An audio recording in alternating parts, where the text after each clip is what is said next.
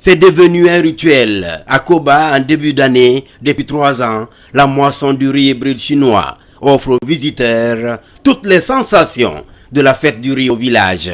On a vu aussi comment, bien sûr, on récolte le riz. Je me suis fait vraiment un plaisir de participer à cette activité-là. Mais surtout, je suis venue vraiment exprimer tout l'intérêt de Monsieur le Premier ministre à avoir des activités, des initiatives qui vont dans le sens de l'autosuffisance alimentaire de la Guinée. Mais un autre point important, voir également comment la Guinée peut elle-même être autonome dans la production de semences de ce riz hybride. Au cours de cette foire du riz hybride, la céréale la plus consommée du pays est dans tous ses états.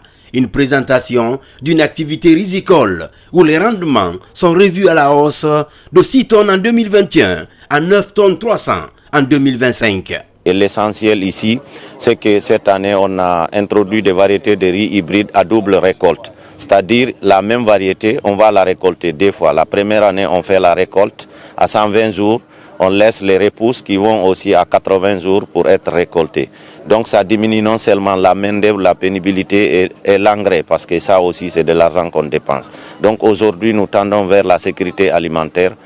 Pour la campagne agricole 2024-2025, 100 hectares ont été aménagés par les partenaires chinois, promoteurs du riz hybride, soit 50 hectares pour la communauté et 50 pour l'entreprise chinoise. Déjà, pour renforcer la transformation, une rizerie de 5 tonnes de riz par heure est installée.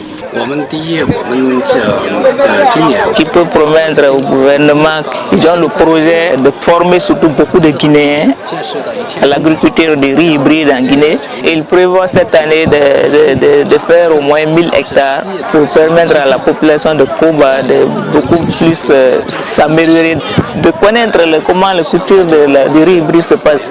Et dans 5 ans, ils prévoient cultiver sur 20 000 hectares, une étendue de 20 000 hectares. L'objectif de fin zéro en Guinée n'est plus un rêve longtemps, mais une réalité à portée de main. Nous avons récemment lancé un groupe de travail national pour une cantine scolaire, programme national, en collaboration avec des ministres clés, de partenaires et donateurs, y compris des banques mondiales et FMI.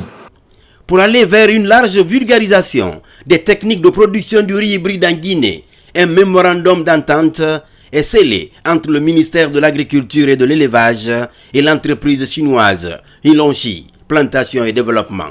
Un mémorandum d'entente afin d'atteindre l'objectif d'intensification risicole de l'amont à l'aval de la filière. Quand on produit, il faut penser à la transformation et à la commercialisation. Donc nous avons avec ce riz évalué même la qualité organoleptique du riz hybride chinois produit en Guinée. Il y a des variétés qui ont été très bien appréciées. La variété qui n'a pas été appréciée a été abandonnée. Donc aujourd'hui nous sommes à cette phase-là d'extension. Le président de la République, le général d'armée Mamadi Doumbouya, a fait de l'agriculture la quintessence de sa volonté politique, de son action politique.